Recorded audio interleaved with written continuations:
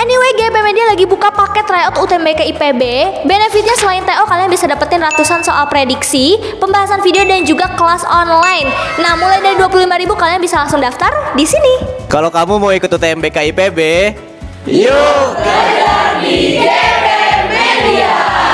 Semangat! Dadah! Assalamualaikum warahmatullahi wabarakatuh. Balik lagi di channel GP Media. Kali ini kakak akan membahas beberapa soal kimia. Oke, kita langsung saja ke nomor 1. Diketahui HOCl ditambah NaI menjadi NaIO3 ditambah HCl dalam satu larutan NaI 0,05 molar dengan volume 20 mili direaksikan dengan HOCl berlebih. Maka berapa mol elektron yang terlibat dalam reaksi tersebut? Oke, berarti kita akan mencari yang namanya koefisien elektron. Nah, dengan cara kita akan mencari yang namanya kenaikan dan penurunan elektron, ya. Yang kita cari di sini adalah atom selain H dan O dan yang udah jelas kayak Na. Oke. Nah, kakak tulis lagi HOCl ditambah dengan NaI ya menjadi NaIO3 ditambah dengan HCl. Oke, HO di sini kan harus sama dengan 0 ya. Oke, O-nya min 2, H-nya plus 1. Oh, berarti Cl-nya itu adalah plus 1. Oke. Nah, tulis di bawahnya plus 1. Sementara yang kita tentuin di sini adalah I, karena Na itu pasti plus 1. Ini harus sama dengan 0. Berarti Na-nya plus 1, I-nya min 1. Kita tulis di sini. Sementara dalam NaIO3 yang kita tentuin juga I ya. Oke, O-nya itu 3, 1-nya min 2, berarti di sini min 6. Na-nya plus 1, sehingga I-nya plus 5. Dan yang terakhir HCl harus sama dengan 0, H-nya plus 1, Cl-nya min 1. Berarti sini min 1. Oke, kita hubungkan I dengan I, Cl dengan Cl. Oke, kita mulai dari Cl plus 1 ke min 1 ya. Berarti itu perubahan elektronnya sebanyak 2 ya. Karena dia dari plus ke min berarti dia reduksi 2 elektron.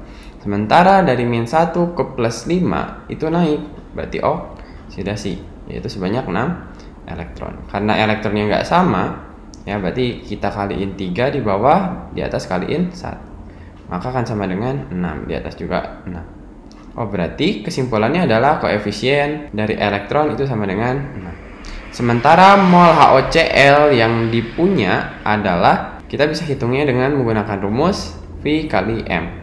Oke, dimana volumenya itu 20, sementara molaritasnya adalah, ini yang punya NaI ya. Oke, volumenya adalah 20, sementara yang menjadi molaritasnya itu adalah 0,05. Oke, ini akan sama dengan 1 milimol. Nah, karena koefisiennya itu, elektronnya itu 6, sementara yang NaI itu cuma dikali 1 dan 1 ya, berarti 6 kalinya. Oke, berarti hasilnya itu adalah 6 milimol. Oke, jawabannya adalah yang D. Itu untuk nomor 1. Kita langsung ke nomor 2. Untuk membuat larutan penyangga yang pH-nya 4 ke dalam 100 ml larutan CH3COOH 0,5 molar, Ka-nya 10⁻⁵, harus ditambah larutan CH3COONa 0,5 molar sebanyak berapa? Karena yang diketahui adalah Ka ya, larutan penyangga ya, maka yang kita pakai adalah rumus H+ sama dengan Ka dikali dengan mol asam dibagi mol garam dikali valensi. Oke, kita mulai dari pH-nya. pH-nya itu 4. H+-nya itu akan sama dengan 10⁻⁴. Oke, berarti kita bisa ganti di sini 10⁻⁴ sama dengan 10⁻⁵ ya, dikali dengan molnya. Molnya itu bisa kita ganti dengan volume dikali dengan molaritas. Berarti 100 dikali 0,5 dibagi dengan volume garam dikali dengan molaritas garam, yaitu 0,5. Oke, coret karena sama. Ini kita pindahin yang yang kita cari ke sebelah kiri, sehingga volume garam akan sama dengan 10⁻⁵ dibagi 10⁻⁴ dikali 100. Oke, ini coret, maka ini hasilnya 10⁻⁴, maka hasilnya itu adalah 10 mili. Jawabannya adalah yang C. Kita lanjut ke nomor 3. Baterai nicat atau nikel kadmium memiliki reaksi sebagai berikut. Manakah di bawah ini merupakan pernyataan yang salah? Nah, di sini sama konsepnya, yaitu kita harus mencari yang namanya penurunan dan kenaikan bilok. Di sini kita tulis lagi CD ditambah NiO2 ditambah dengan H2O, nggak usah ya karena H sama O itu biloknya pas, udah segitu ya, nggak berubah. Berarti yang kita tulis NiOH 2 kali ditambah dengan CdOH 2 kali. Oke, karena CD sendirian berarti 0 ya, bawahnya tulis 0. Sementara NO2 itu senyawa, berarti totalnya harus sama dengan 0. Sini min 2, di atasnya min 4. Berarti Ni-nya juga plus 4. Oke, lanjut. Ini sama dengan 0. OH itu muatannya min 1. Karena ada 2 jadi min 2. Maka Ni-nya itu adalah plus 2. Oke, seperti itu. Nah, lanjut CD. Nah, sama. Hasilnya itu harus sama dengan 0. OH-nya itu ada 2 ya, jadi min 2. Karena harga satuan OH itu adalah min 1. Oh, berarti CD-nya plus 2. Nah, tulis di bawahnya plus 2. Ni juga plus 2. Nah, kita hubungkan Ni dengan Ni ya. CD dengan CD. Oke, berarti Ni-nya bakal mengalami reduksi 2 elektron, sementara CD-nya juga oksidasi tapi sebanyak 2 elektron. Berarti udah sama ya, nggak perlu disetarakan. Oke, manakah pernyataan ini yang salah mintanya? Oke, CD adalah anoda. Oke, karena CD mengalami yang namanya oksidasi, berarti dia ada di anoda. Sementara yang reduksi ya, itu ada di katoda. Oke, berarti benar ya. Kita cari yang salah. CdOH 2 kali terbentuk di anoda. Nah, sama aja. CD itu pasangannya CdOH 2 kali ya, sehingga sama-sama di anoda terbentuknya. Berarti ini juga betul. Ni adalah katoda. Nah, coba lihat Ni katoda. Ya betul, Ni itu ada di katoda. Ya. Kenapa? Karena dia mengalami yang namanya reduksi. Sehingga betul jawabannya yang C. Yang D, reaksi berlangsung pada pH lebih dari 7. Oke, kita lihat aja dulu. pH-nya kurang dari 7 atau lebih dari 7 itu adalah senyawanya. Dia terbentuk asam atau basa. Ternyata setelah kita lihat yang terbentuk adalah basa. Oh, berarti reaksi berjalan pada pH lebih dari 7 ya. Berarti yang D udah benar. Berarti jawabannya adalah yang NiOH terbentuk di anoda. Karena dia mengandung Ni ya harusnya terbentuknya di katoda.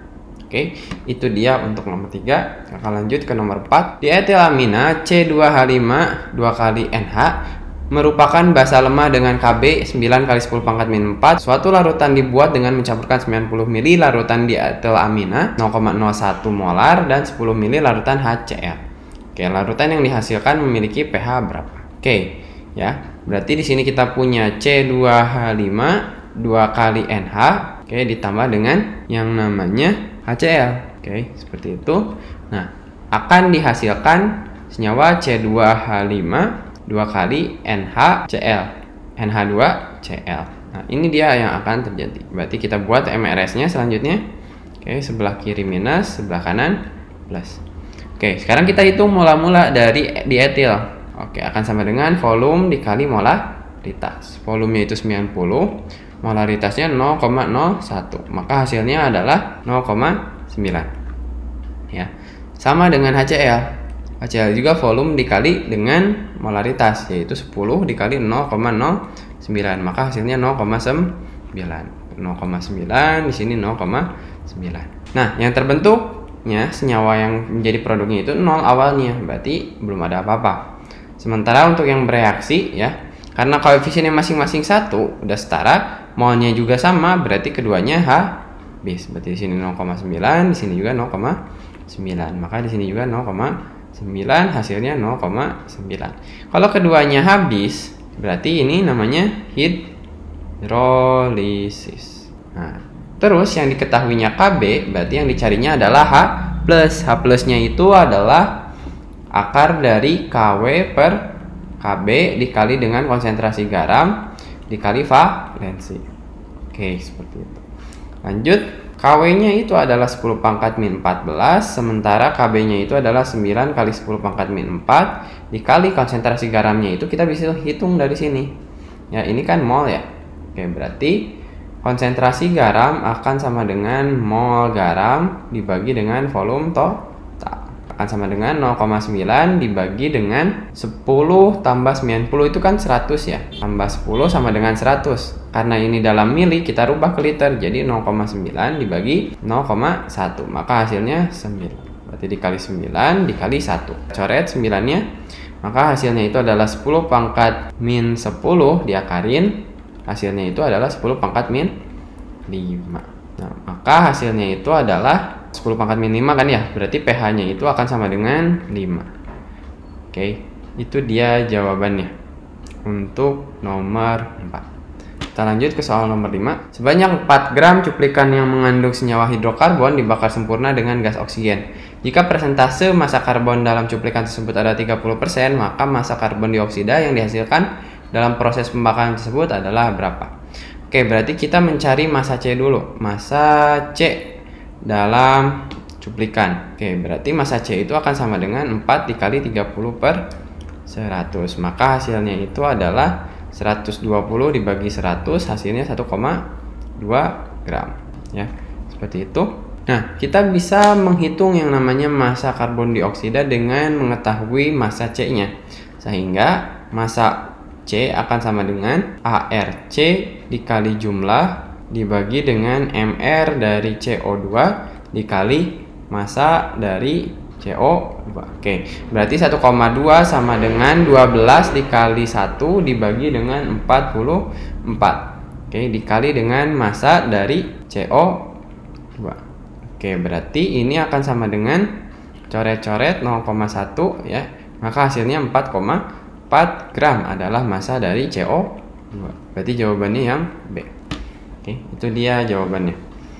Kita lanjut ke nomor selanjutnya, yaitu nomor 6. P memiliki nomor atom 15 dan F memiliki nomor atom 9. Dalam perikatan membentuk PF3, maka hibridisasi yang akan digunakan oleh atom P adalah apa?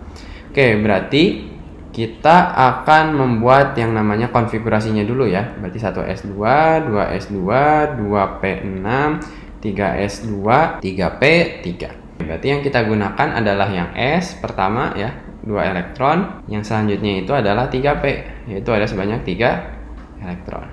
Nah, kita lihat ternyata di PF3 ya, F yang masuk itu ada sebanyak 3. Nah, F itu menyumbang 1 elektron ya.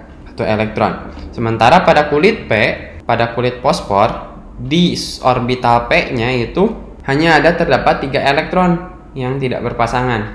Oke, sehingga F ini bisa masuk ya.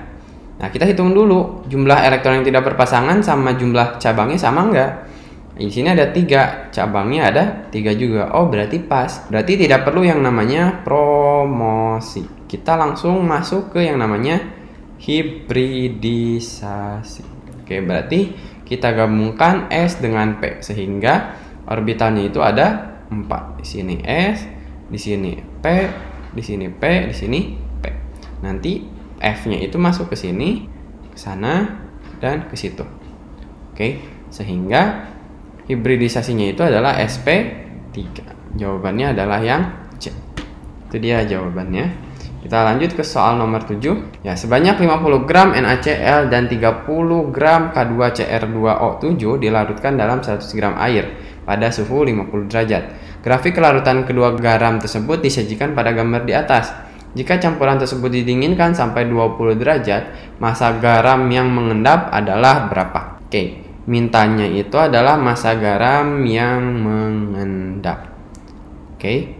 Coba lihat grafik ini. Maksudnya grafik ini adalah semakin tinggi suhunya, maka semakin banyak gram yang terlarut.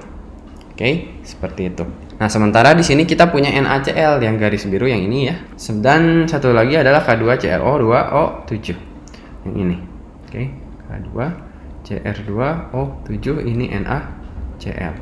Nah, di sini kan dikasih tahu suhunya itu awalnya 50 derajat. Berarti di sini kan ya. Untuk K2CrO4 di sini dan yang NaCl di sini. Ternyata minta diturunin. Nah, untuk yang K2CrO2 di sini, oke, sementara yang NaCl itu di sini. Nah, sekarang kita bisa hitung nih. Mintanya itu adalah yang mengendap. Oke, maka massa garam yang mengendap.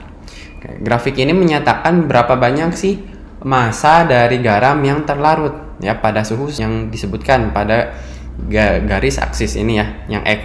Sementara yang Y itu adalah menunjukkan kelarutannya. Oke. Oh, berarti kalau kita baca untuk yang K2CR2O7 pada suhu 20 derajat yang ini ya. Yang larut itu sebanyak 10.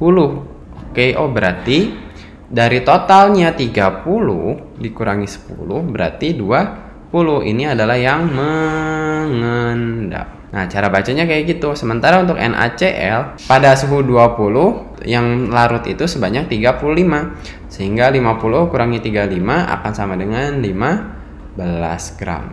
Oke. Sehingga kita pilih yang 15 gram untuk NaCl dan 20 gram untuk K2Cr2O7. Maka jawabannya itu adalah yang B. Oke. Mungkin cukup sekian yang bisa kakak sampaikan. Kurang lebihnya mohon maaf. Assalamualaikum warahmatullahi wabarakatuh.